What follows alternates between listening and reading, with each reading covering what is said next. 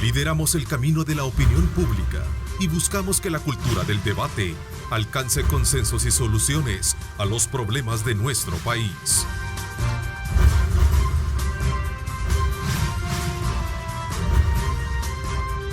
Diálogo con Ernesto López.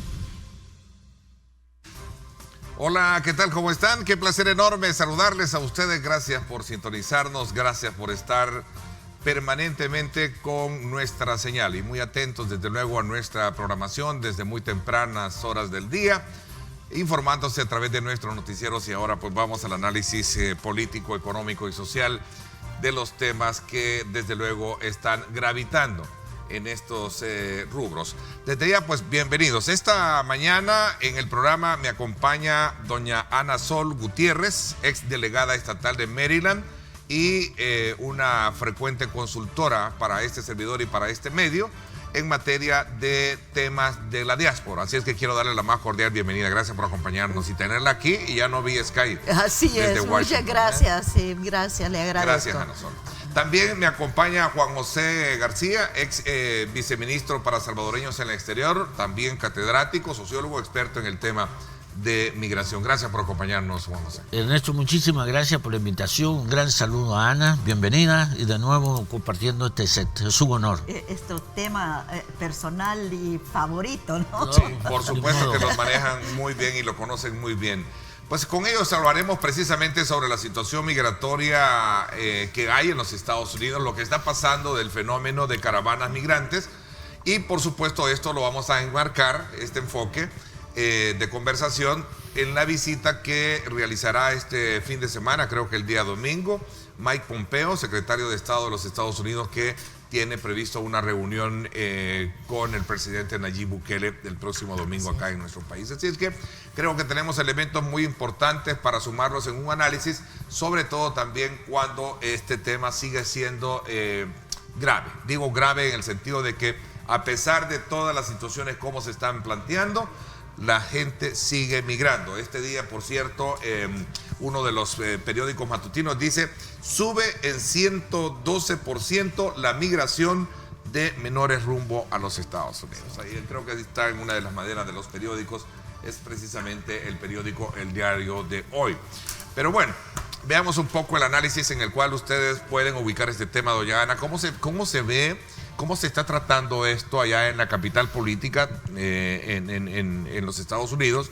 Y por supuesto también cómo se ve el fenómeno ya una vez estando acá en tierra cuscatleca. Bueno, Ernesto, le voy a decir que esto ya no es la migración que venimos hablando desde que empezó a incrementar en el 2014. Ahora es realmente un fenómeno crítico y que afecta al ser humano, la condición humana de una manera extrema, porque se ha ido incrementando lo que se llama la seguridad de Estados Unidos, que es una política del presidente Trump de que no quiere una persona más que entre al país. Él dijo, ya estamos llenos.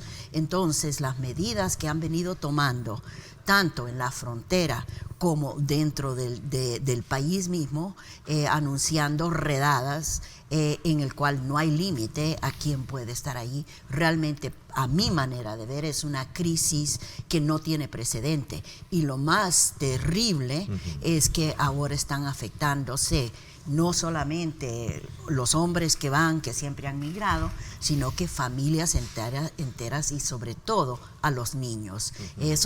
Esas fotos, imágenes de niños enjaulados, de niños que están sin ninguna protección, que es contra la ley de Estados Unidos, eso es la verdad. Y realmente para el pueblo americano, no solamente para nosotros como latinos, pero ya para el pueblo americano, esto es una situación intolerable. Y yo creo que vamos a ver que algo va a reventar.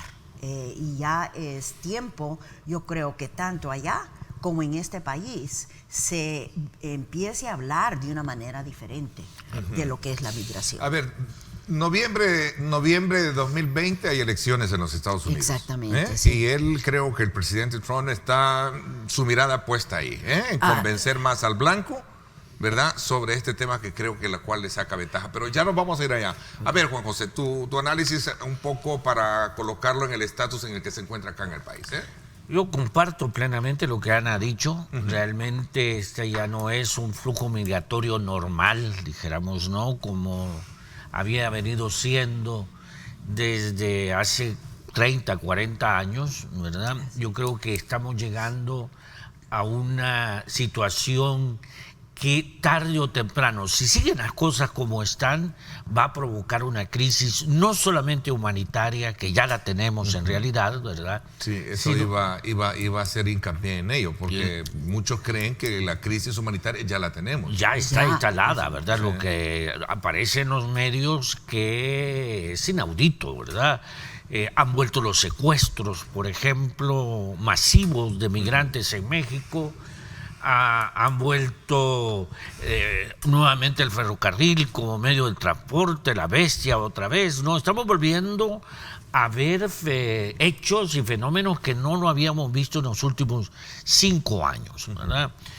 La situación es crítica. En mayo México reporta 144,000 centroamericanos pasando por su territorio. Eso es ya una situación que se acerca mucho al éxodo masivo, ¿no? Estados Unidos reporta igualmente en mayo más de 30,000 capturas de migrantes centroamericanos. Lo que ahora el diario de hoy plantea, ¿no? 112,000. Estamos ante una crisis enorme, de grandes proporciones, y que hay que atenderla, ¿verdad? Esto no puede dejar de ser atendida por todos los sectores del país y de Centroamérica en particular. ¿Qué te dice a ti en lo particular, que has sido funcionario, esa cifra, Juan José? ¿Qué te dice? 112% de la migración es de menores que buscan irse a los Estados Unidos. ¿Qué te dice esa cifra? Me dice que estamos ante una situación verdaderamente crítica, ¿no? Y lo que produce la violencia como el detonante de la toma de decisión de emigrar es que ya no es una decisión puramente individual. Ya no es el hombre que viaja y después trae a la familia. No, la violencia lo que produce son 3 características de la migración. Uno es que migran menores, que son los más expuestos a la violencia, o grupos familiares completos, más o menos completos, ¿no? En segundo lugar, se trata de una migración que no es muy planificada, ¿verdad? Usted tiene que salir ya, ¿verdad? Y tiene que agarrar lo que tiene a mano para poder salvar su vida o salvar sus propiedades. Y llega un fenómeno que creo que es fundamental, y ayer Cristosal lo planteaba como un fenómeno que hay que atenderlo, que el gobierno finalmente entienda que estamos también ante un éxodo interno. El desplazamiento interno por violencia es un fenómeno ya masivo. El año pasado, el 5% de la población de El Salvador tuvo que tomar la decisión de moverse de su residencia por motivos de la amenaza, de la violencia, de las extorsiones. Y ese es un paso previo a la migración irregular. ¿Por qué? Porque el mismo Cristosal informa que el 93% de los que se desplazan internamente son candidatos muy fuertes a la migración irregular hacia Estados Unidos. A ver, solamente aquí hay una estadística que da el Instituto Nacional de Migración de México. Dice 3,645 niños y adolescentes salvadoreños son los detenidos acá en México. Esto solo en el primer semestre del año. Sí. No, si las cifras son despeluznantes, ¿no? Pero ha cambiado, sobre todo lo que yo veo allá es la migración de familias. Y familias para mí es una madre con 3 hijos, un hijo, un padre que lleva también un hijo. ¿Por qué? Porque las políticas, las leyes americanas protegen a los niños y a las familias que van con niños. Entonces el trato en la frontera por ley protege y deja entrar bajo condición de luego tratar de presentar en la corte su caso Pero yo creo que eso ha sido la razón por la cual se ve un incremento enorme de familias. O sea, montarse en ese, digamos, en esa figura de derecho que plantea Estados Unidos para poder viajar con niños. Mire, es decir, esto es bien importante que lo entendamos. Okay.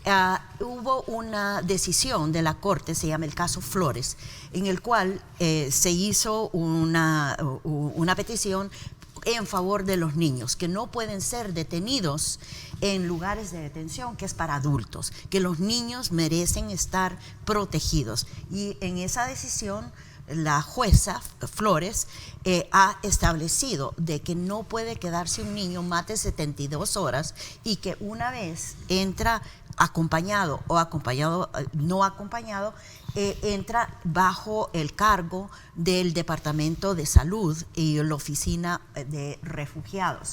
Allí los tienen que tener en un centro que está certificado para niños.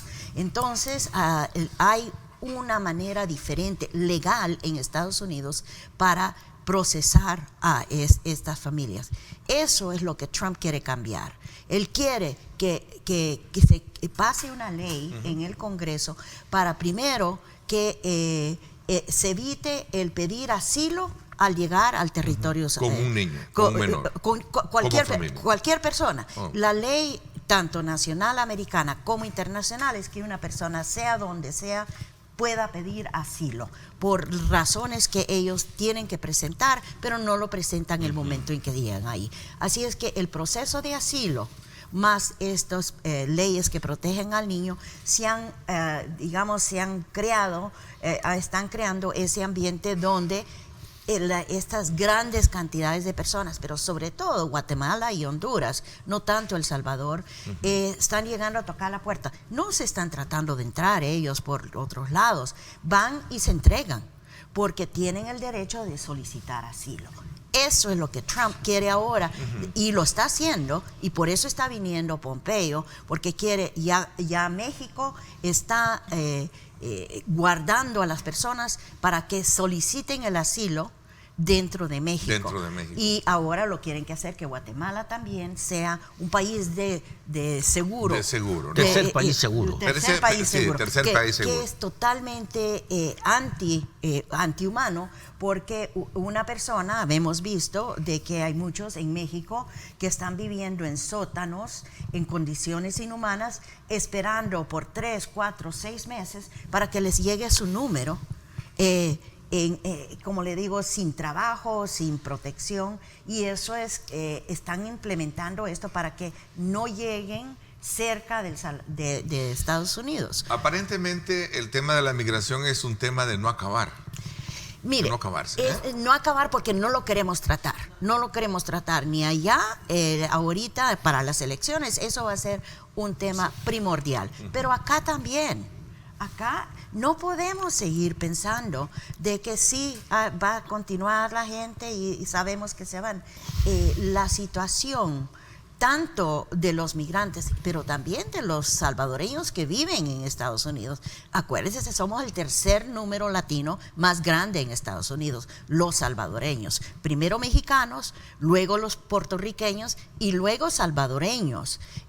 Tenemos más salvadoreños que cubanos. Así es. Ya tenemos una presencia, la diáspora es enorme, y ahora con esta política anti-inmigrante todos vamos en la misma olla. Sí. Digamos, yo, usted, cualquier persona que no es de Noruega, como el presidente, somos criminales o ofensivos, tenemos que regresarnos a nuestro país. No, es una crisis que yo creo que tenemos que entender y desarrollar nuevas políticas para enfrentar esta situación. Si nos quedamos callados y decimos, ok, sigue pasando, no vamos a decir nada, para no ofender al gigante del norte, yo eso estoy viendo, que México está cediendo en políticas que nunca han sido mexicanas. A ver, pero nunca. Claro, puso a México entre la espada y la pared. Pero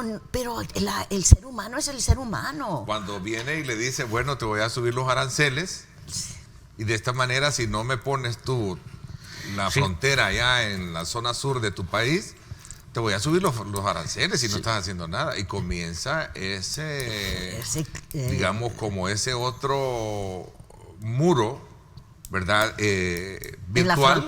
En la frontera Claro, mexicana, de seguridad Guatemala. entre Guatemala y México, ¿no? Claro, claro, ¿verdad? Esa es la lógica que ha venido imponiendo la administración Trump. No hay ¿verdad? cooperación. Bueno, sí.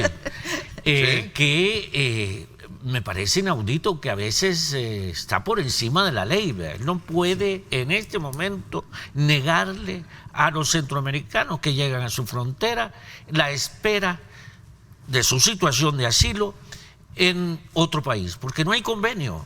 Eso se hace, se comenzó a realizar en el 2002 cuando Canadá y Estados Unidos firmaron un convenio para poder ser Canadá un país que se denomina tercer país seguro, ¿verdad? Aquellos que llegaban a Canadá vía Estados Unidos eran deportados hacia Estados Unidos y esperar en Estados Unidos su resolución de asilo en Canadá.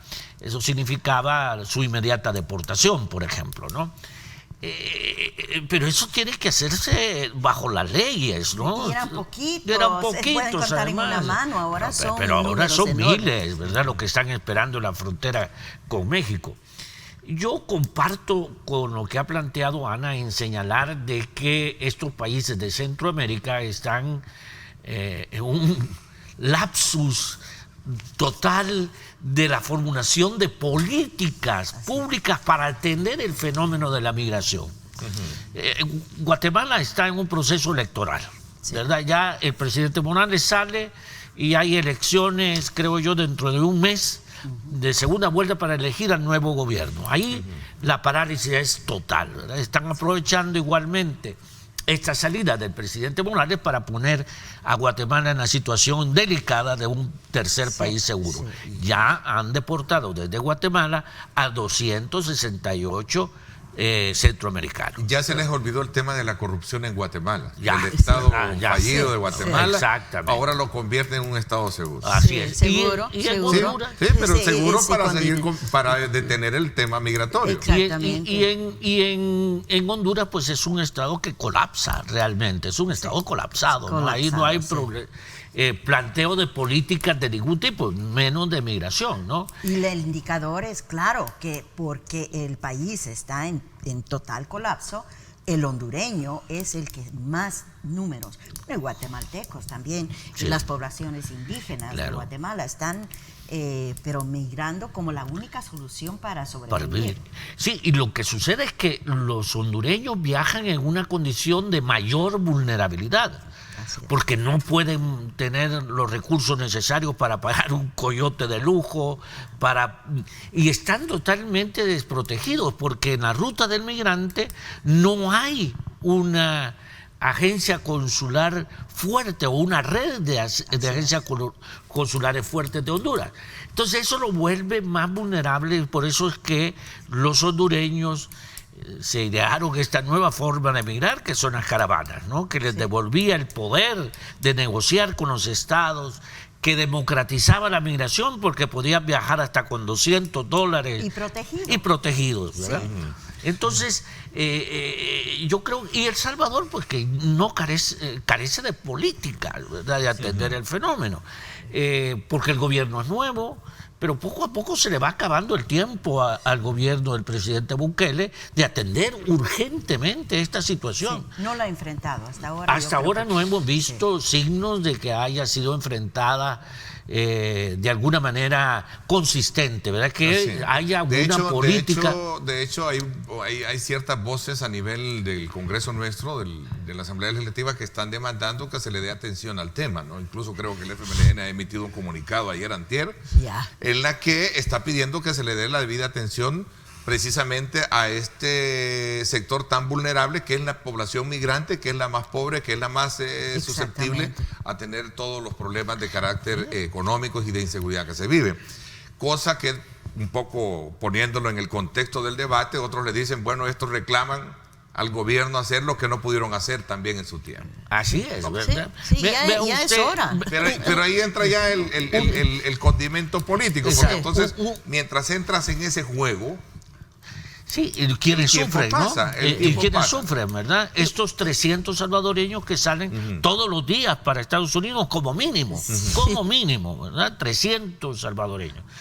Y vieran, no se ve realmente una actitud, yo diría, activa y proactiva del gobierno de atender esta cuestión. Es decir, bueno, sin embargo, el asesinato. la canciller está en los Estados Unidos haciendo lobby, con varias, reuniéndose con varios congresistas. Pero más enfocados con el TPS y que Creo que la también acompaña eso Jim está- Mains, creo que Sí, también. sí. Creo que Jim Mains la acompaña, le he estado viendo una fotografía Sí. de reuniones, ¿no? Exactamente. Digo, para colocar Sí. un poco que también hay esfuerzos. Pero Lo que esos pasa es son, que detrás de esos todo son eso- los esfuerzos que... ¿Cuántos viajes han tenido Mire, para hablar allá?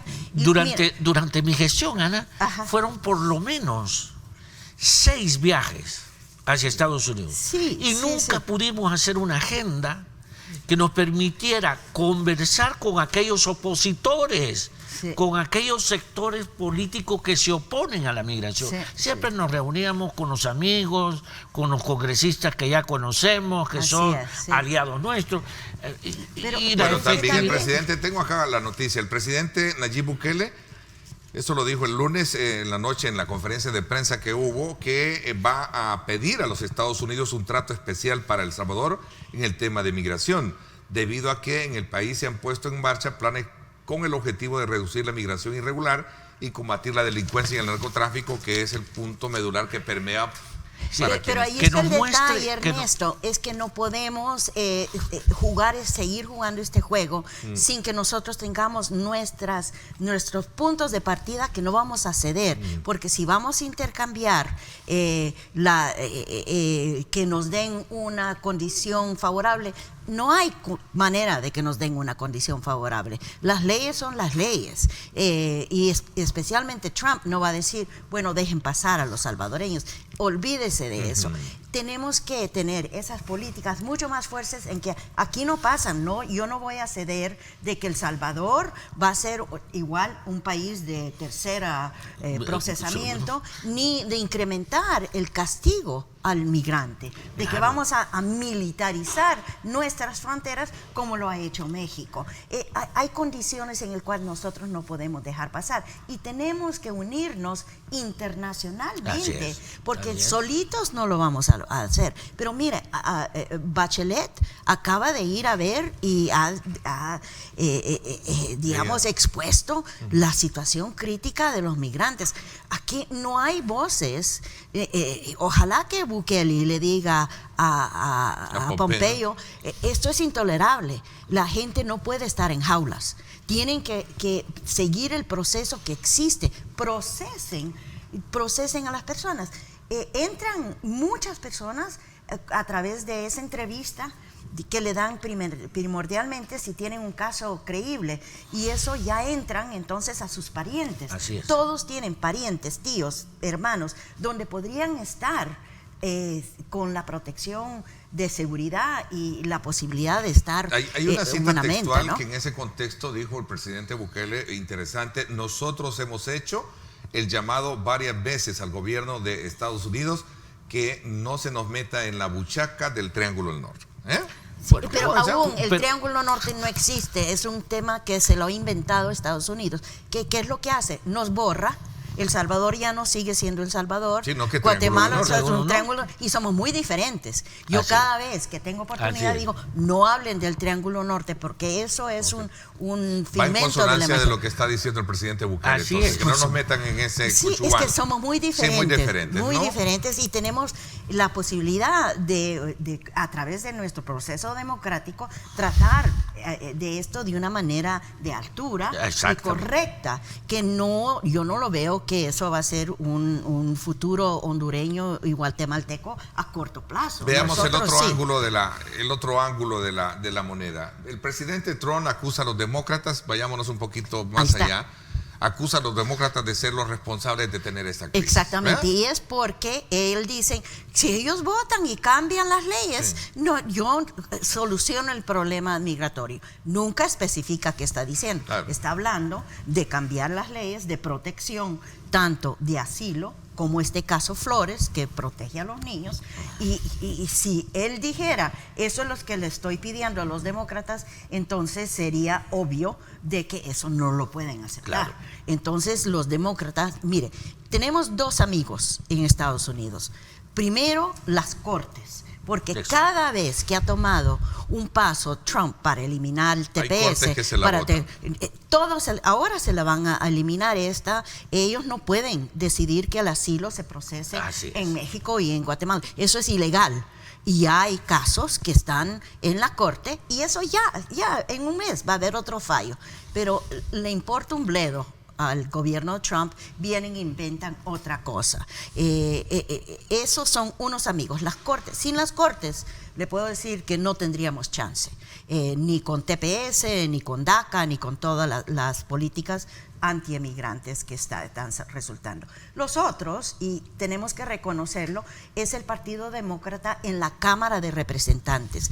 A ellos ya han establecido, han pasado leyes que desgraciadamente el Senado, que está en las manos republicanas y que le dice amén a todo lo que dice Trump, allí van a ser frenadas todas las iniciativas. Pero estas iniciativas están pintando el camino donde para las elecciones va a haber una solución.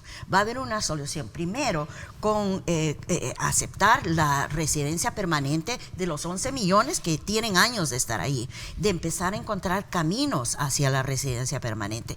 Mire, Ernesto, cuando yo me fui a Estados Unidos, habían tantas visas de residencia permanente que con solo llegar al consulado me la pusieron en mi pasaporte, porque él estaba basado en que si hay trabajo, si tú tienes trabajo, tú tienes posibilidad de estar legalmente en Estados Unidos. Eso voló. Eso fue cambiado a estas visas HB1, HB2, en el cual es un periodo de trabajar temporalmente y no te quedes. Y esa es la gran oferta que le hacen a El Salvador, de que van a otorgar 1,000 visas, 10,000 visas, no sé cuántas, pero son esas visas que no solucionan el problema. Sí, porque son temporales. Son ¿no? temporales y entonces solamente regresan o entran en estado ilegal allá.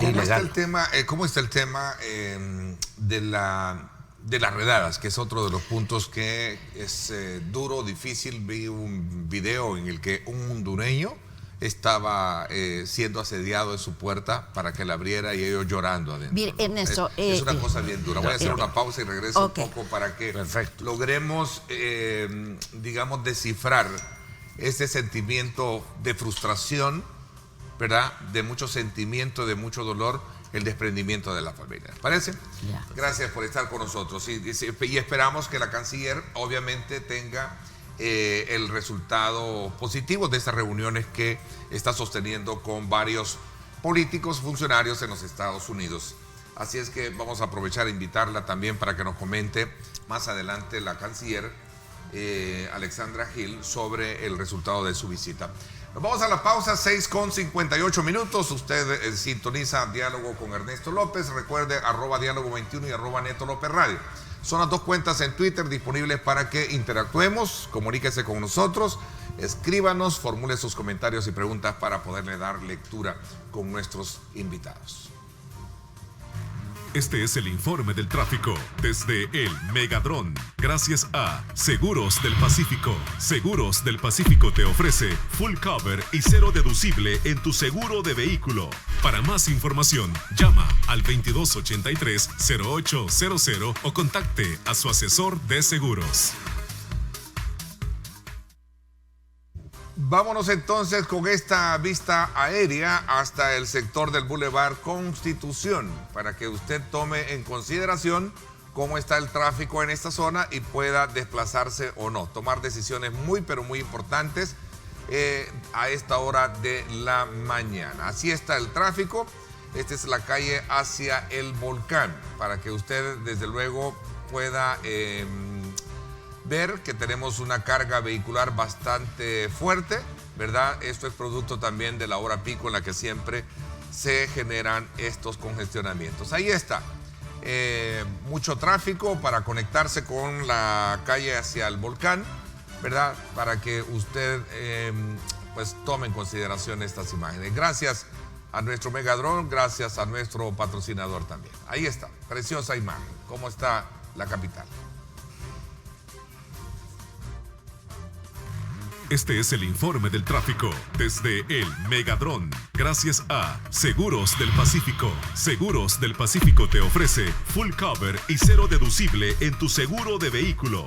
Para más información, llama al 2283-0800 o contacte a su asesor de seguros. Estás viendo Diálogo con Ernesto López.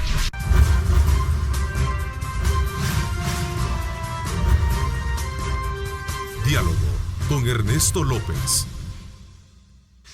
Bueno, gracias nuevamente por estar con nosotros a esta hora de la mañana. Gracias a usted por estar también muy activos participando a través de las redes sociales.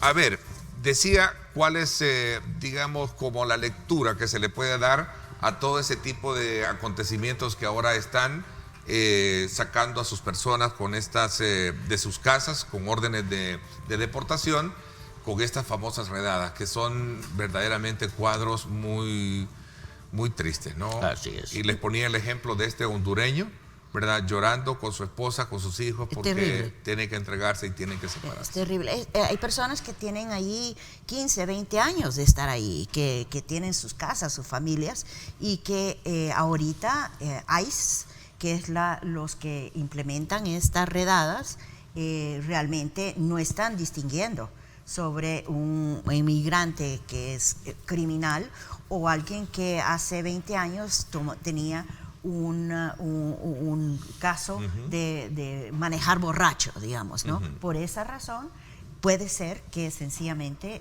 esa familia se destroza. Pero le voy a decir, políticamente lo que estamos viendo es que hay mucha retórica de parte del presidente Trump para él engrandecerse con los que lo apoyan. Entonces anunció, las redadas empiezan el domingo, él, sin haber consultado con ninguno. Entonces su mismo aparato de gobierno dijo, no estamos listos para hacer eso. Entonces dijo, ok, en 2 semanas empezamos. Eso fue el domingo pasado. Le voy a detallar lo mucho organizado que está la oposición a las medidas antiemigrantes. Hay iglesias, grupos voluntarios, ONGs que están entrenando a toda persona que puede ser víctima de esto. La campaña Sepa sus Derechos ha sido realmente para mí un éxito enorme, porque en estas redadas realmente no ha habido ese resultado tan palpable, y sí ha creado un estado de miedo en toda la comunidad. Las familias no salen a veces ni a su jardín, no van de compras. En las áreas Langley Park, ahí de Wheaton, donde estuvimos juntos, en el área de Maryland, realmente es como un desierto, porque no se quieren exponer los que están indocumentados a que puedan ser detenidos. En el metro de Silver Spring, la semana pasada estuvo ICE fichando a personas, y eso es totalmente ilegal porque es perfil racial.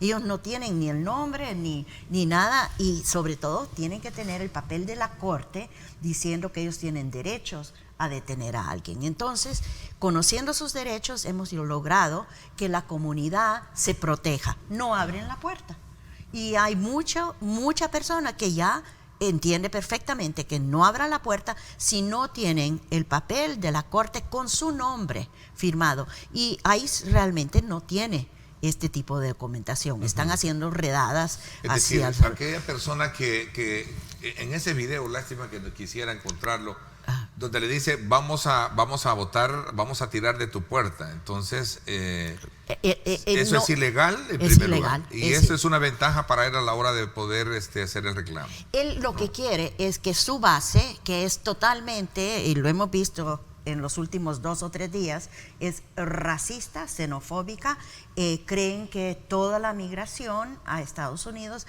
ha echado a perder esa pureza blanca que ellos consideran que es la verdadera de la población americana, cuando sabemos que Estados Unidos está construida por emigrantes y de todo el mundo, ¿no? Entonces vemos que él está incrementando su posición radical anti-emigrante, porque sí tiene una base muy extrema que le está haciendo seguimiento. Y ahora está en una situación muy, a mi manera de ver, terrible, que él ha atacado a 4 mujeres en el Congreso, 4 congresistas. Bueno, a Sandra Cortés, por ejemplo. Sí, Alejandra Cortés, Omar, Presley Sandra, y Ali. Alejandra, no sé, Sandra. No, Alejandra Ocasio Cortés, que la llaman por sus iniciales, sí, AOC. Por cierto, usó su comparación ahí de Cortés, dijo una cosa muy dura. Que él no puede con 3 nombres, él le va a poner Cortés porque uno es suficiente. Mire, y además le ha dicho a la que sí, no nació en Estados Unidos, porque 3 nacieron, son americanas, una se ha hecho naturalizada como soy yo, en grito pleno antenoche, con toda su mob, gritándole que se vaya del país, que se vaya del país. Esa es una actitud ya extrema. Eso para mí ya pinta históricamente a las situaciones nazis, ¿no? En el cual hay una mentalidad. Racismo. Es que detrás de todo esto ya ha sido categóricamente estudiado el fenómeno que está pasando y es racismo, Juan. Así es. Históricamente la sociedad norteamericana se ha segmentado racialmente, ¿no? Los guetos de la población afroamericana, por ejemplo, son claros ejemplos precisamente de una separación, una segmentación racista, segregación racista, ¿no? A pesar que se abolió la esclavitud hace ya más de un siglo, todavía hay guetos en donde los blancos no llegan, ni los negros pueden salir, etcétera, ¿no? Y eso hay que recordarlo. Y hay una serie de estudios que demuestran, por ejemplo, que el fin último del pueblo norteamericano es mantener la pureza de sangre. Sí. Hay un estudio muy famoso. Una gota de sangre negra lo hace negro. Así es, ¿verdad? Entonces, hay un estudio ya clásico en ese sentido que se llama ¿Quiénes somos?, ¿verdad? Y en ese estudio se dice, bueno, nosotros somos angloamericanos, ¿verdad? Blancos, ¿verdad? Todo lo demás es impuro, ¿verdad? Y hay que mantener a ese angloamericano protegido de todas las impurezas raciales que se vienen dando. Y el gran enemigo en este sentido ya no son los terroristas ni nada, sino que son los migrantes, ¿verdad? Y sobre esa base se plantean todas estas medidas antimigrantes. Y sobre esta base, y sobre la base del miedo, y del temor, es que se monta toda esta estructura ideológica racial, racista, ¿no? Y ahora ya no está escondida, está en pleno ver. Exactamente. En cada tweet se ve la posición racista, extremista de este gobierno. Hay ya insultos en la calle, por ejemplo, ¿no? Reclamos, peleas, etcétera, porque alguien está hablando español, por ejemplo, ¿no? Entonces eso, lo que hace el presidente Trump en realidad es exacerbar esta situación intolerable. Y aprovecharla para su propio... Las redadas no es más que un show político, porque los resultados no van a ser resultados de deportaciones masivas. No, a una semana de estar implementando, los resultados son pírricos, ¿no? A manera de síntesis y quizás ir aterrizando en este análisis que tenemos, sabiendo también que ustedes son personas probas, es decir, muy conocedoras en esta materia, ¿cuáles son los márgenes que tenemos para lograr verdaderamente que esto, digamos, tenga un final feliz? Bueno, yo empezaría con decir que cierren esos centros de detención. No se puede seguir tolerando que los vimos, que Pence, el vicepresidente, fue a visitar, no podía respirar. Celdas con 200 hombres en el cual no se pueden ni sentar en el suelo porque no entran. Eso es tortura, es inhumano. Yo creo que nuestro país tiene que unirse a los otros países internacionales que creen en la protección del ser humano y decir, esto es intolerable, no se pueden tener estos centros de detención. Eso primero, y especialmente un enfoque de que ellos tienen que tratar a los niños de una manera de protección, no de seguir políticas que le hacen daño. Hay traumas que van a durar para siempre en la mente de estos niños. Así es que políticas de detención, de cerrar puertas, eso tiene que cambiar, porque la ley internacional realmente da el derecho al asilo y se tienen que respetar esas leyes. Y segundo, yo diría de que el crear una política de miedo para todos los que son emigrantes ahí nos hacen daño, de que esa política de que estamos amenazados, los tepecianos lo sienten,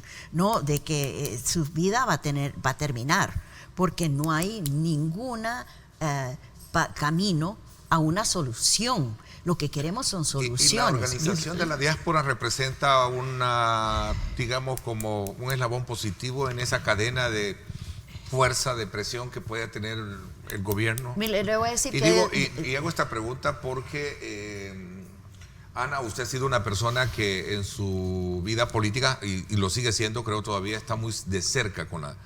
Pero hay muchas debilidades también. Sí, yo desgraciadamente no veo que nuestros números salvadoreños se han convertido en fuerza política como lo son los cubanos. Sí. Le voy a decir a qué estoy dedicada ahora que me he retirado. Estoy de voluntaria con grupos americanas, especialmente viejitas, todas ya adultas. Figúrense mayores. Que tenemos un proyecto de ir todos los días a esperar 4 buses de Greyhound que llegan a Silver Spring con migrantes. Hay una red de comunicación desde la frontera porque sabemos que Maryland es punto final. Entonces todos los que vienen y que van a terminar en Maryland, vamos a darles la bienvenida en el bus. Les entregamos productos, juguetes para los niños y les damos una lista de toda la ayuda que podemos proporcionar gratis. Yo soy la encargada de inscribir a los niños en las escuelas. Es un proceso casi más difícil que todo el viaje que han hecho. También hay servicios médicos, hay seguros para los niños gratis, comida que pueden ir a pedir. En otras palabras, es un movimiento de rechazo a la posición tan negativa de Trump. Y lo que estoy viendo es que ese péndulo, que antes no había tanto apoyo por las soluciones migratorias, sí había, digamos, caso por caso. Yo conozco a alguien que es de Guatemala, de El Salvador, pero ahora el 70% de los americanos quieren que haya una resolución migratoria favorable, con paso hacia la legalidad. Y esto es un cambio enorme, Ernesto. La reacción que él mismo está creando de oposición a sus políticas inhumanas es una fuerza enorme. Y desgraciadamente, como salvadoreños, nos ha costado aún organizarnos para el TPS, pero ya hacemos cabildeos regulares para el TPS. A ver, tu reflexión quizás concluyente sobre este nuevo acontecimiento que va cada día marcando nuevos elementos. Claro. Parece ser que la frontera ya se nos está viniendo acá, ya no está allá en Tijuana, está acá. Exactamente. México, ¿no? Y creo que va a estar ahí en Guatemala. Ya está llegando a lo que algunos autores llaman la Tijuanita, ¿no? Que es Tecumumán, sí, ¿verdad? La frontera Tijuanita entre Guatemala y México. Yo quisiera plantear 2 cosas a nivel de síntesis de este debate. En primer lugar, esta nueva forma de migración y esta nueva forma de persecución de la migración irregular necesita de instrumentos de protección diferentes ahora. Así es. Ya no podemos seguir con los consulados utilizando el 85% de su tiempo para dar un pasaporte, ¿no? Hay que fortalecer indudablemente la capacidad de los consulados para proteger efectivamente a nuestros ciudadanos que independientemente de su estatus migratorio demandan del Estado que los proteja en sus derechos. Eso yo creo que es indispensable. Hasta ahora no hemos visto nada, ¿verdad? Ojalá que las políticas de este gobierno apunten hacia eso. Porque el hecho de que emigren y sean indocumentados, nuestros ciudadanos siguen siendo sujetos de derechos. Y eso lo venimos insistiendo con Ana desde hace un montón de tiempo. Y en segundo lugar, yo quisiera retomar las palabras del señor presidente. No hemos hecho nuestro trabajo. Y es cierto, no lo hemos hecho, ¿verdad? Aquí hace falta más trabajo para arraigar a la población en su territorio, en sus comunidades. Y a primeros días del nuevo gobierno, el tema de la seguridad, como se está tratando, aparentemente vamos a tener mejores resultados. Es decir, para abrir, digamos, ese nuevo escenario de inversión, que es lo que ha limitado el tema de la inseguridad. Dos datos. Hay que esperar, ¿no? Todos los estudios demuestran que no hay una relación directa entre violencia y migración.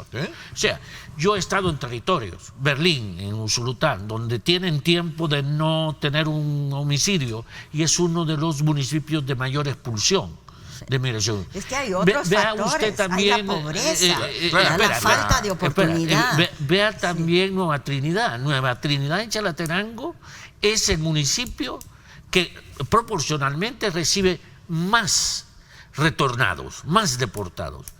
Y Nueva Trinidad tiene ya 10 años de no tener un homicidio. Hemos reducido la pobreza.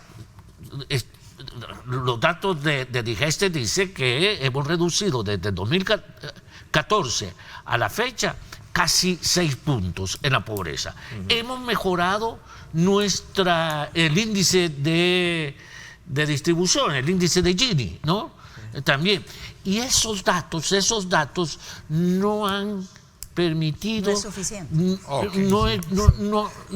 No se ha detenido Alianza para la Prosperidad igualmente. Sí. Es decir, 750 millones y no ha detenido a un solo migrante, sino que todo lo contrario. Esas son las grandes discusiones que hay todavía. Sí. Quiero solamente hacer un punto. Si vamos a tener nuevas ideas, tenemos que cambiar lo que hemos planteado como soluciones. La inversión, abrir a que haya mayor inversión. ¿Por qué no proponer un aumento al salario mínimo?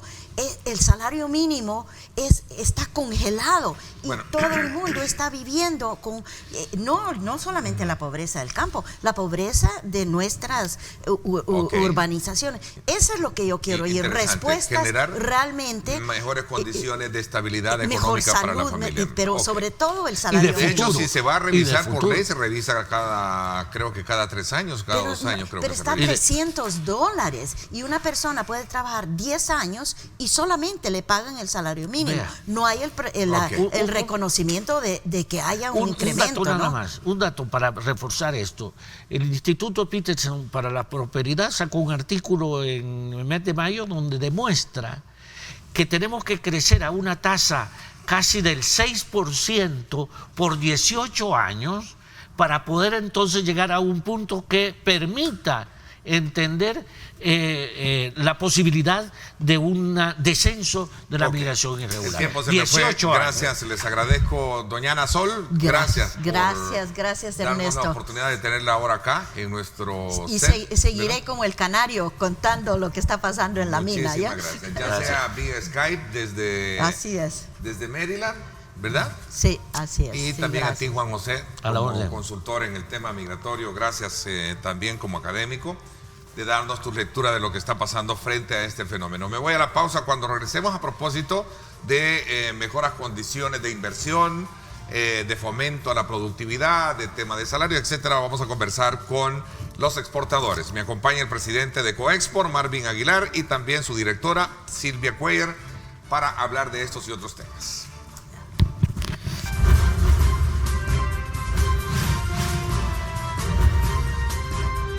Diálogo con Ernesto López.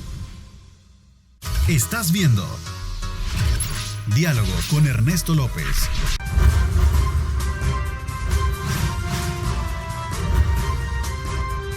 Diálogo con Ernesto López. Bueno, gracias nuevamente por estar con nosotros. Continuamos en nuestra transmisión, desde luego ahora en la segunda parte, para hacer un giro, pero para lograr tener un componente también importante agregado a este análisis y al tema de las condiciones de país, para fomentar el tema de la productividad, el crecimiento económico, y que esto pues derive en mejores oportunidades para los salvadoreños, a efecto de que a lo mejor puedan no migrar, ¿verdad? Evitando todo ese peligro que se corre en el trayecto hacia los Estados Unidos. Así que vamos a tratar la manera de incorporar este análisis. Me acompañan acá el presidente de la Corporación de Exportadores del Salvador, Coexport, Marvin Melgar, a quien le quiero dar la más cordial bienvenida. Gracias por acompañarnos, Marvin. Gracias, Ernesto. Muy buenos días. Gracias también a la directora Silvia Cuellar, gracias por estar con nosotros. Es un gusto estar con ustedes esta mañana. Bueno, quizás voy a comenzar un poco en retroactivo con lo que la última vez conversábamos sobre el tema de las aduanas. ¿Qué pasó? ¿Qué fin tuvo el tema de los inconvenientes que se estaban generando y ahora ya en una nueva, digamos, administración de gobierno? ¿Cómo está el tema de las aduanas? Bueno, tal vez le contesto. Dale tú, Silvia. Mira, el tema está... podríamos decir en un 99% superado. Ya la contingencia se finalizó y eso quiere decir que todo el sistema que está a través de Educa, por medio de lo cual se están registrando las operaciones, etcétera, etcétera, debe de ir caminando normalmente. Por supuesto, siempre hay algunos temas que han quedado ahí, pero son problemas más particulares. Coexport gestionó e hizo un esfuerzo en todo este problema, ¿verdad? De estar día a día, 7/24, solucionando todo esto o generando que se solucionara. E incluso te quiero contar que el día jueves de la semana pasada tuvimos en Coexport a representantes de SIECA, de Aduana, de la SAT, del Ministerio de Economía, de CIEX, o sea, todos los actores, para revisar en una matriz cuáles son aquellos aspectos que todavía quedan pendientes. Y realmente ya eran pocos, ¿verdad? Ya. Y habían compromisos asumidos que se han estado dando a conocer. Y uno que es principal es que muchas veces se cae el sistema, nadie sabe, no puedes hacer la operación y todo esto es porque no se anuncia debidamente. Entonces el acuerdo es que ahora, con tiempo suficiente, 10 horas antes, se anuncia que se va a caer. No es que se va a caer, sino que tienen que actualizar los sistemas. Y además lo están haciendo en horas de la madrugada. Bueno, qué bueno comenzar con buenas noticias. Claro. Sobre el tema de la facilitación comercial en nuestras fronteras. Es correcto. Marcos. Así es. Sí, definitivamente. Y el día de ayer, en la tarde, Gustavo Villatoro, el nuevo director de aduanas, puso... ¿Ya hubo reuniones con la nueva Sí, administración? claro, casi con todos nos hemos reunido. Y hace 15 días, o casi un mes, perdón, nos reunimos con él, con el nuevo director de aduanas y en un entorno con CIFACIL y con las ministras de Economía, el ministro de Hacienda, con todos. Pero él puso un tuit el día de ayer donde explica que bajo el compromiso de mejora continua, dice, subimos exitosamente a nuestro sistema de aduanas, validaciones, servicio web, liberar Incoterm, DUCAD fuera del área centroamericana y resultado del despacho para que nuestros exportadores que usan BCR tengan un servicio más ágil. Nosotros lo felicitamos, ¿verdad? Lo felicitamos y le dijimos que vamos a estar pendientes, esperando y revisando y observando a ver de que todo se dé con normalidad. Este punto, como ustedes saben, es un punto de competitividad, ¿verdad? Las aduanas tienen un papel importante en lo que es la competitividad de un país y hoy por hoy nosotros nos sentimos contentos y satisfechos porque con la llegada del nuevo gobierno estamos oyendo hablar de modernización, de una aduana digital, de un gobierno sin papeles, en fin, de una serie de ventajas que vendrían a poner al país en una condición mejor en la competitividad. Porque no podemos asumir el reto de hacer crecer el país, la economía, con los servicios que tenemos. Pues tenemos sí. que darle una vuelta a los servicios para que realmente potenciemos el crecimiento económico. Qué bueno, sobre todo porque parte de ese portafolio de la cual siempre hemos hablado busca ser y tener todo un marco facilitador de trámite, ¿verdad? De administración. Eso es fundamental para la Sí, competitividad. fundamental. Sí. Recién, por cierto, hubo un foro, ¿verdad? En la cual fueron tratados varios temas importantes para el sector exportador. Cuéntenme un poco. Sí, mira, tuvimos el foro el día martes, fue el foro exportador que denominamos Potenciando Exportaciones para el Crecimiento Económico de El Salvador. La idea era juntar a los actores claves del gobierno, a los nuevos, ¿verdad?, con los exportadores, a fin de identificar estrategias que posibiliten y potencien realmente el crecimiento del país, a definir una meta en común y a poder trazar una hoja de ruta que nos lleve realmente a otros niveles de competitividad y otros niveles de volúmenes exportables, poder también atraer inversión, generar los empleos que el país necesita, en fin, todo el aspecto dinamizador de la economía. Tuvimos en el foro, de parte del gobierno, la presencia del secretario de Comercio e Inversiones, señor Miguel Catán, y una cantidad de funcionarios como el presidente del Banco Central de Reserva, el presidente Van de Sal, el ministro de Hacienda, la ministra de Economía, la ministra de Turismo, el presidente de Conamipe, el presidente de Proesa, estuvo Edwin Guerra en lugar del presidente de Proesa que estaba fuera del país, y buena cantidad de exportadores que nos dimos cita para poder escuchar y poder estar y interactuar. Y eso fue lo bonito, que se sintió el ambiente muy positivo. Se sintió el ambiente de unidad, que es lo que este país necesita. Exactamente. Yo perdona que un poco me adelante poderlo el llamado que nosotros, pero es lo que hemos hablado siempre, ¿no? El llamado que nosotros hicimos como Coexport y como sector productivo es que nos unamos, ¿verdad? Que una vez definamos una meta, trabajemos juntos y que ha llegado el momento de articular un trabajo por el país y que es el momento en que tenemos que remar todos en la misma dirección. Y ese mismo mensaje es el que dio el señor secretario de Comercio, ¿verdad?, enfatizando que ellos son el árbitro, que quieren ser el árbitro, que la pelota quede en la cancha nuestra. Nos ha urgido a que le presentemos propuestas en las diferentes áreas. Ya se está trabajando, Silvia puede ampliar un poco sobre eso, ya se está trabajando con Cifácil y con otras instancias a fin de presentarles propuestas. Ok, interesante. ¿Qué propuestas son? Las hablamos cuando regresemos. Voy a la pausa para podernos ampliar un poco y conocer algunos aspectos puntuales también que merecen ser atendidos en un análisis como el que tenemos. Es decir, cómo vamos a desarrollar nuestra base exportadora. Sí. Generando más inversión, generando mejores condiciones para el empresario. Claro. ¿Sí? Excelente. De esa manera. Y cómo esto se vuelve en un rédito importante para el salvadoreño. Hablábamos de otros aspectos, como por ejemplo, alguien decía por ahí, bueno, hay que revisar el tema del salario mínimo, decía el ministro de Trabajo. Creo que, y no es tanto como un discurso de carácter político, sino porque la ley lo establece. Cada 2 años creo que tiene que revisarse, ¿verdad? Así es. Sí. Eso es una cuestión de ley. Hablemos de esto cuando volvamos, son las 7:32. Gracias por sintonizarnos.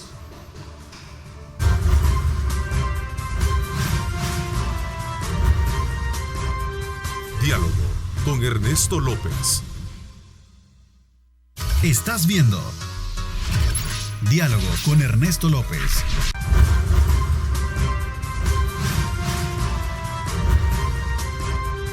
Diálogo con Ernesto López. Bueno, gracias nuevamente por estar con nosotros. Saludos muy cordiales a quienes están muy activos a través de las redes sociales.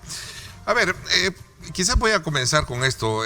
Ya se habla en algún momento de estar haciendo ciertas, más allá de las incentivos que merece el sector.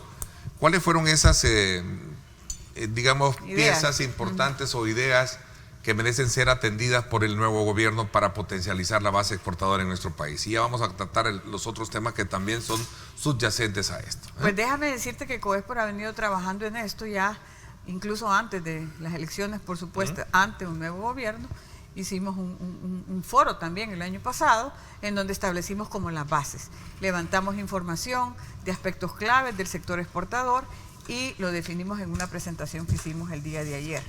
Quiero decirte que lo que nosotros estamos esperando, o sea, como sector lo que se espera es retomar el ritmo que traíamos. Había una apuesta hace 10 años de llegar a 12.000 millones en el 2016. Estamos a la mitad de productos más 2.500 millones en lo que son servicios. Entonces, ¿cuál es nuestro reto principal? es retomar esta cifra y verse hacia el futuro, no a un quinquenio, sino al 2030, ¿verdad? Pero empezar por el quinquenio. Entonces, lo que nosotros ayer establecimos es cuáles son estos factores claves que nosotros debemos de ver. Y realmente, mira, el reto más importante que ayer dejamos ir, pues por decirlo, es que nosotros tenemos que fijar un trabajo articulado y consensuado. Sector privado, sector público. Esa es la regla número 1. Si nosotros no hacemos eso, no vamos a llegar. Porque ¿qué ha pasado en estos 10 años? Que también lo dijimos. ¿Cuál ha sido lo positivo? ¿Cuál ha sido lo negativo? Pero realmente al final lo que nos damos cuenta es que nunca hubo esa coordinación, ese afinamiento de una meta específica a definir entre ambos y ir hacia esa meta.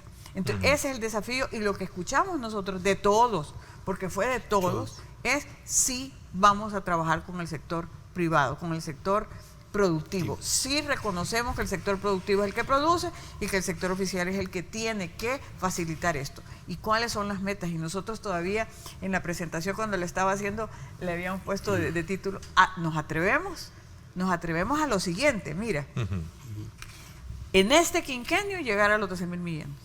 En este quinquenio. Sí.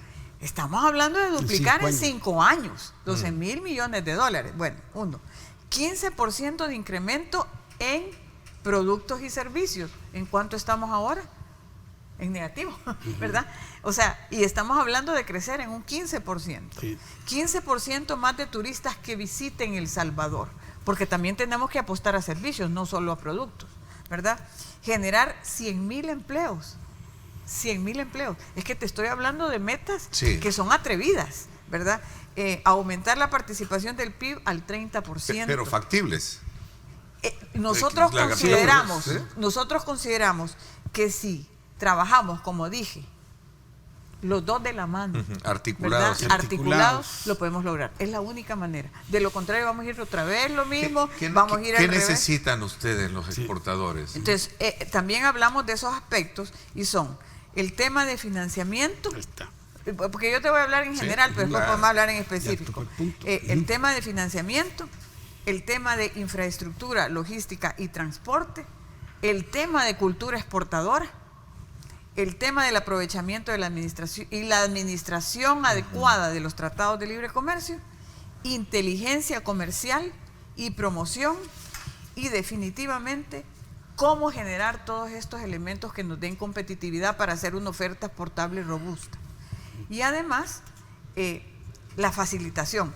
Es más, no he ido en el orden, porque si fuera en el orden, primero diría la facilitación, porque esa es la piedra en el zapato. Sí, es pero la piedra angular de todo. La facilitación es el tema que todos están hablando, que es lo que ellos están viendo. Cómo facilitarle al sector productivo, ni siquiera exportador, sino al sector. Incluso te voy a decir algo que nos gustó mucho. Proesa nos manifestó en una reunión, y lo dijo y lo reconfirmó, que ellos reconocen lo fundamental que es tener inversión en este país.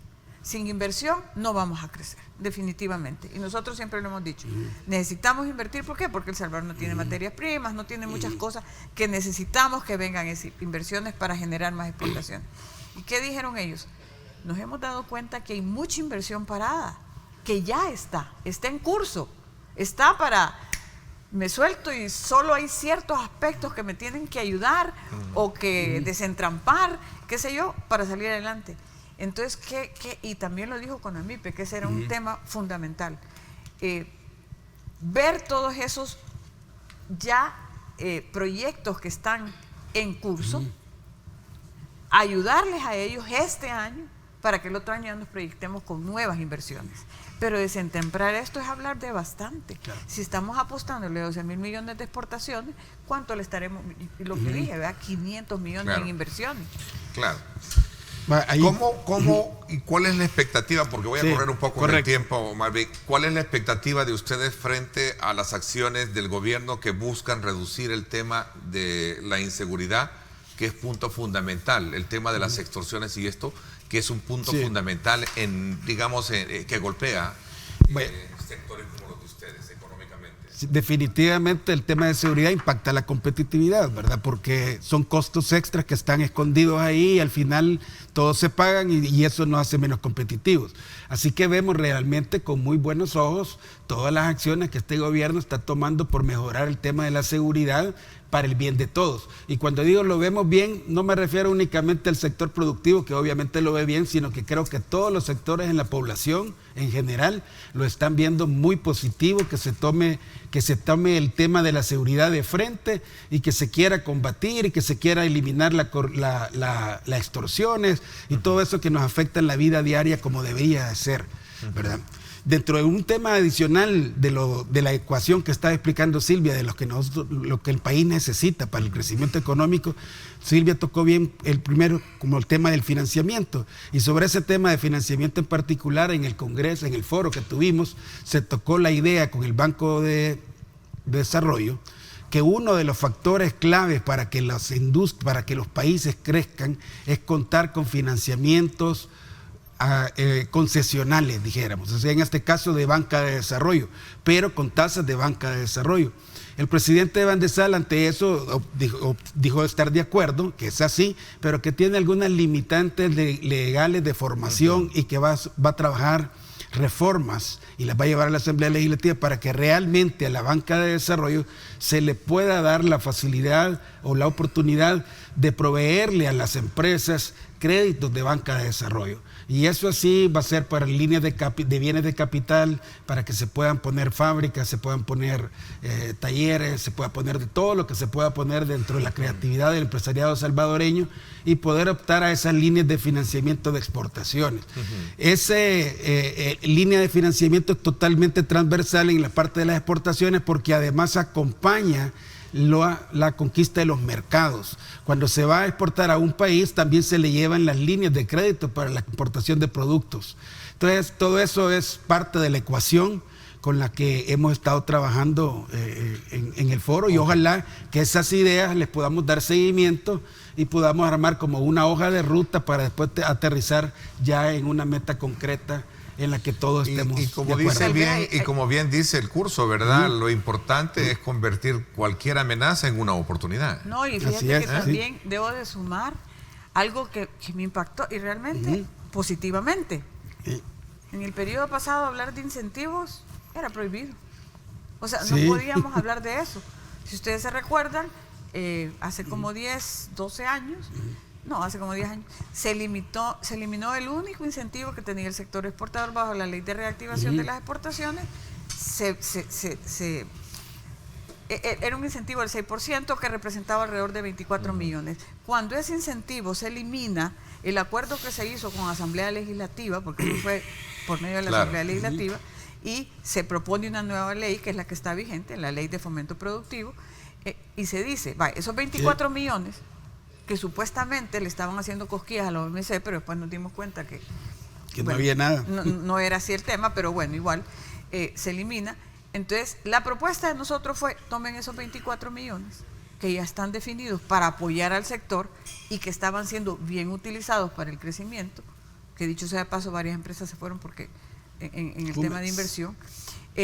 Entonces, tómenlo y pónganlo en un fondo, que es lo que ahora se llama Fondepro, ¿verdad? Que es un fondo muy bueno, porque le ayuda a las empresas a desarrollar en lo que ellos desean, así como está hablando Marvin, ¿verdad? De un fondo en Van de Sal. Aquí estamos hablando de un fondo de cofinanciamiento, en donde el gobierno da una parte para desarrollo, no lo va a cobrar, se lo va a dar a la empresa, pero la empresa lo va a pagar exportando más y generando más para el país.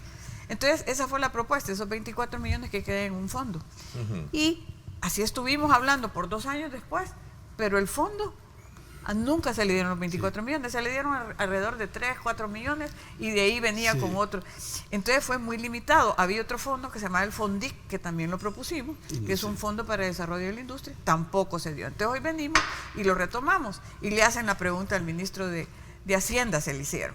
Y se la hizo un exportador, le dice, nosotros queremos decirle a usted que es necesario que este país esté hablando de incentivos, porque en todos los países hay.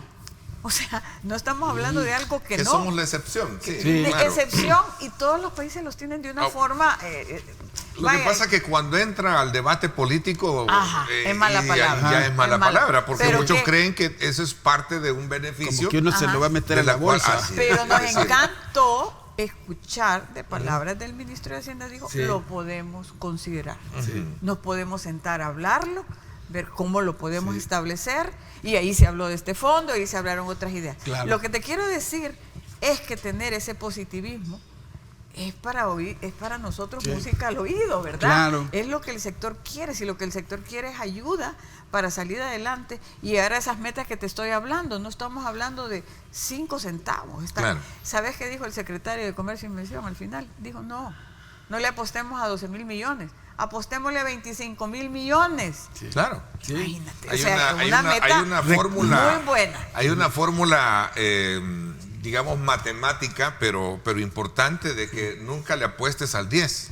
Así es. Porque seguramente llegas a 5. Entonces, ahora apostarle a 20 para llegar a 7. Para llegar a 7 a 1, ¿no? Entonces, me parece que es muy buen punto. Hacer todo eso, a ver, ¿verdad? ¿cómo voy a hacer una pausa por cuestiones de tiempo? ¿Cómo ustedes están también observando este discurso que ahora políticamente se está generando? Que es el tema de lo que podría ser revisar nuevamente el salario mínimo. Sí. Voy a una pausa. Gracias por estar con nosotros. Gracias por mantenerse bien, pero miren, atento a todos los diferentes ángulos de la opinión que aquí se genera. Gracias.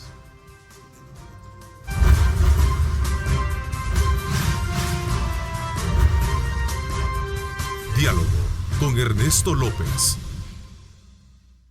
El futuro es imaginar, es pensar en grande. Prepárate hoy, estudia en la UFG y amplía tus oportunidades. UFG, tecnología, innovación y calidad. Bueno, gracias nuevamente por estar con nosotros. Carlos Ayala dice, de acuerdo, es necesario el desarrollo por medio de las exportaciones, pero es muy necesario también elevar el salario mínimo, que es una discusión, y lo pongo como punto de referencia porque esto surge. Y tal vez no es porque sea un discurso que va a abanderar esta nueva administración, sino porque es algo que está ahí en la ley, ¿cierto? Así es. Sí, yo creo que en el caso del salario mínimo, tienen sus propios mecanismos, cómo se revisa, y precisamente hoy con la llegada también del nuevo gobierno, entiendo yo que el señor ministro fue a Ginebra porque se tenían muchas quejas sobre cómo se estaba manejando lo que era el Consejo del Salario Mínimo. Recuérdense que ahí son 3 entes los que participan. Por un lado, los empleadores, por otro lado, los trabajadores, y por otro lado, la parte gubernamental, que dijéramos funciona como un árbitro, ¿verdad? Entonces, esas representaciones no estaban como muy claras o muy bien definidas o no estaban apegadas a derecho, y hoy creo que se va a hacer ese trabajo para poder tener dentro de la legalidad todas las representaciones dentro del Consejo del Salario Mínimo. Si el salario mínimo necesita ser incrementado, pues en buena hora, y ojalá que pudiéramos incrementar los salarios para que todos pudiéramos tener mejores niveles de vida, ¿verdad? Al final todo eso va a redundar en mejoras de la economía y de la sociedad. Así que en buena hora, ¿verdad? Revisarlo, pero en este momento no es correcto un incremento a criterios. Es que la revisión es la que da las pautas para el incremento, porque incrementar los salarios mínimos por decreto, sin un método científico, sin un método legal, sin un método de común acuerdo entre las partes, al final te golpea más. Nosotros hemos visto, por ejemplo, los ejemplos en Honduras, donde hace como 4 años, cuando estaba el otro presidente, uno de sombrero, ¿Cómo se llamaba? Zelaya, ¿verdad? Zelaya. Entonces él incrementó el salario mínimo, creo que lo duplicó, ¿verdad? ¿Y qué pasó? Inmediatamente, la semana siguiente después, las maquilas de confección, que habían muchas en San Pedro Sula, huyendo para Nicaragua o para acá, ¿verdad? Entonces, al final, un incremento arbitrario, decidido unilateralmente para favorecer, supuestamente a los trabajadores, lo que hace es que termina afectándolos, ¿verdad? Generó desempleo. Y eso es lo que no se quiere en el país. El país necesita crecer bajo condiciones sostenibles y viables, ¿verdad? Y toda la región centroamericana necesita eso. Cuando nosotros hacemos el análisis, vemos problemas sociales en Nicaragua, problemas sociales en Honduras, algunas complicaciones en Costa Rica y nos preocupa, y nosotros aspiramos a que toda la región centroamericana sea vista como una región de paz, como una región de democracia, como una región en franco desarrollo, y que estemos unidos para el desarrollo, porque a nosotros no nos ven separadamente. Honduras no, nos ven como región. Estados Unidos nos está viendo como región, Europa nos ve como región, el mundo entero ve la región centroamericana. Así que lo que debemos procurar en cada uno de los países es la armonía y la paz social, ¿verdad? Como es un mandato constitucional que se le da al Ejecutivo, pero que también tiene parte para con cada uno de los habitantes, y todos los que podemos y influimos en la sociedad debemos procurar eso. Ok, Silvita. Yo quisiera, antes de no me vaya a pasar el tiempo y no finalizar sin decirte que para nosotros el mes de julio es importante, porque el mes de julio se celebra el mes del exportador. El 15 de julio precisamente es el día, y felicidades a todos los exportadores, ¿verdad? Aprovecho este medio. Este día, 15... El 15 fue la celebración. Ese fue sí. el día del foro, ¿no? El foro un día precisamente antes, lo tuvimos después del foro, porque era lunes, entonces era un poquito complicado. Pero quiero decirte que el 24 también hacemos entrega pues de los premios a los exportadores que nosotros seleccionamos pues como una comisión adjudicadora de exportadores destacados, y este año le van a 5 empresas excelentes que se han desarrollado muy bien, que han dado ejemplos, y es una combinación de grandes y medianos, te puedo decir, porque este día ya lo damos a conocer. La empresa que se le da el premio al exportador es Termoencogible. Es una empresa muy, muy, muy exitosa en todo lo que son empaques plásticos. Galvaniza es la empresa que lleva 2 premios incluso. Y a propósito de esta discusión de los plásticos, ¿cómo lo están viendo ustedes como industria? Mira, ellos están haciendo, por eso mismo, incluso fue uno de los elementos que salió en la mesa. En la discusión, ¿verdad? Para darle el reconocimiento. Para el premio, y se dijo, bueno, ¿cómo está tratándose este tema? Porque hemos visto cómo se dice, bueno, no, ellos están contra.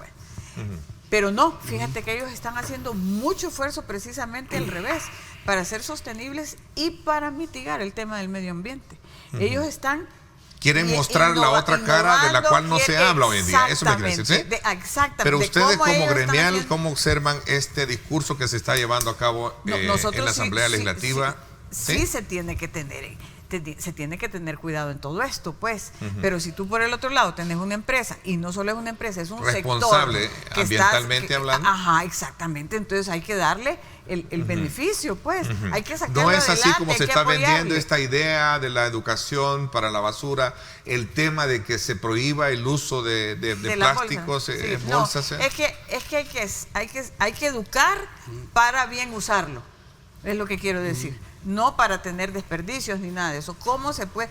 Además, estas empresas están pasando a la reutilización. A ver, pero ya no es solo el desperdicio. Esta es una tendencia mundial, no solo es acá en nuestro país. Claro. Aquí está rebotando lo que allá afuera también ya se está probando, ¿no? Es correcto. Sí, aquí nos está rebotando eso. ¿Les preocupa a ustedes como sector que esté para me imagino, socio de ustedes, que es el industrialmente? Sí, nos preocupa en el sentido de que le afecta a este socio, y no solo es él, porque nosotros dentro de Coexport están asociados todos los exportadores que están en plástico y exportaciones, y te digo que es un sector clave. Bien clave, y de los que está saliendo bastante adelante. Están haciendo inversiones precisamente para contrarrestar todo esto. Sí. Entonces, lo que hay que sacar es lo positivo de estos sectores, no necesariamente que todo es negativo, ¿verdad? Claro, hay un tema ahí de medio ambiente, de educación, etcétera, porque es un tema de educación también. Las empresas están tomando este tema como algo de ellos también, ellos lo están haciendo, están llevando campañas, están haciendo campañas para el buen uso, ¿verdad? Entonces, yo creo que lo que hay que hacer es no es que hay que atacar, más bien hay que conversar y ver cuál es la mejor estrategia para llevar al país a un tema de no desperdicios, de buena utilización, como dije, ¿verdad? Pero no coartar los esfuerzos de estas empresas que están saliendo hacia afuera y no están generando. ¿Han tenido ustedes reuniones con los políticos? Creo que hay como 2 o 3 que están abanderando esto. Felisa Cristales, creo, Milena Mayorga, están... Con ellos a la fecha no hemos tenido eso, pero con gusto, y nosotros estamos abiertos a eso.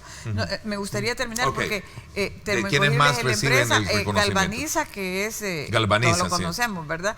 Es para el Premio Centroamericano, y también lleva el premio de la innovación, tiene unas mega tiendas, está en toda Centroamérica, tiene un modelo de negocio muy especial, excelente. Biogalenic es una empresa que se está llevando el premio de la trayectoria exportadora, está desde que yo me acuerdo aquí, ¿verdad? Como una empresa que ha venido teniendo muchos cambios, y es interesante, ellos hacen las soluciones parenterales, los que son los sueros, ¿verdad? Y están cambiando mucho con el tema de calidad, ¿cómo se llama? Le han invertido mucho en que ellos quieren ser como los reconocidos a nivel de la región en ese sector, y lo están logrando. Discovery, que es una empresa pequeña, ellos son los que hacen todas las cestas plásticas para llevar la verdura, la fruta, se va de exportación. Es una empresa recientemente, porque lleva 4 años y ha crecido bastante y se ha reconocido. Y doña Conchita de Escobar. Me encanta ese premio, el premio a la mujer exportadora. Qué bueno. Es PAIL, ¿verdad? Y fue la que crea, ¿verdad? Sí, Laboratorio PAIL, y lo ha llevado a un puesto excelente, ¿verdad? Entonces ella se le reconoce todo el esfuerzo que ha tenido. A toda la familia Escobar. Toda la familia Escobar, es correcto. Ahí están así que sus tenemos hijos, ese ¿verdad? premio. El 24 hemos invitado al presidente de la República a que nos dé un mensaje. Esperamos que nos acompañe. Están invitados todas las autoridades, por supuesto, el cuerpo diplomático. Así es que vamos a tener ese evento, y después vamos a finalizar el mes con una actividad que es de franquicias, en donde vamos allá a abrir un programa que tenemos muy interesante, porque hemos considerado que las franquicias son una vía para exportación también, y la microfranquicia al interior del país. Y para generar mayores oportunidades en correcto. el mercado. Mucha gente quiere también que se le tienda esa mano, ¿verdad? Para esa empujadita, ¿verdad? Para poder salir adelante. Así es.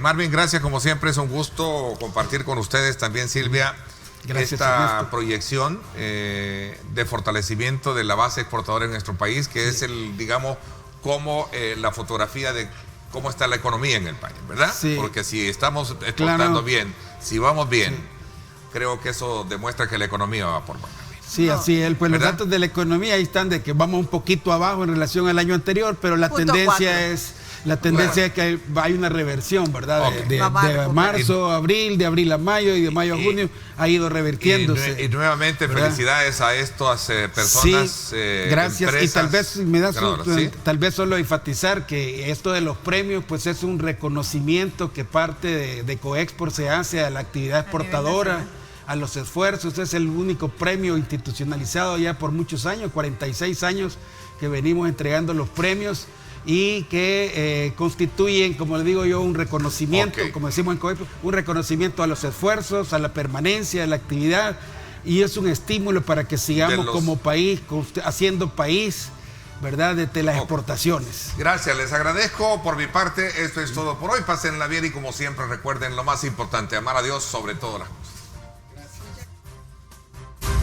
Lideramos el camino de la opinión pública y buscamos que la cultura del debate alcance consensos y soluciones a los problemas de nuestro país.